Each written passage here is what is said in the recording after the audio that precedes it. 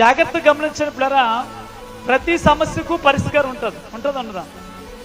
ఒక తాళం కప్ప ఉందనుకోండి, ఖచ్చితంగా తాళం కప్పకి ఆ తాళం కప్ప తయారు చేసేవాడు ఏం పెడతాడు చెప్పండి?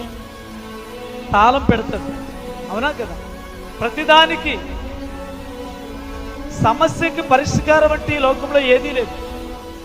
అలాగే నీ ప్రార్థన అనే సమస్యకు, నీ కష్టం అనే సమస్యకు, నీ ఇబ్బంది అనే సమస్యకు కూడా పరిష్కారం ఉంది. తాళం వేస్తుంది కదా అని చెప్పేసి ఆ తాళం కప్పులో ఏ తాళం అయితే పెడితే ఆ తాళం పెట్టేస్తామని చెప్పండి. ఏ తాళం పెడితే వచ్చేస్తుందో చెప్పండి. మీ బీరువా తాళం పోయింది, ఇప్పుడు ఏం చేస్తారు? తాళం కనబడలేదు, ఏం చేస్తారు? పక్కింటి అందరి దగ్గరికి వెళ్ళి అన్ని తాళ్ళు పట్టుకొస్తాం. దూరతుంది, అందులోని దూరతుంది కానీ రాదు. దేవునికి స్తోత్రం చెప్పండి గట్టిగా. దూరతుంది కానీ రాదు. జాగ్రత్తగా గమనించండి పిల్లరా, ప్రార్థన చేసేటప్పుడు చాలా జాగ్రత్తగా ప్రార్థన చేయాలి.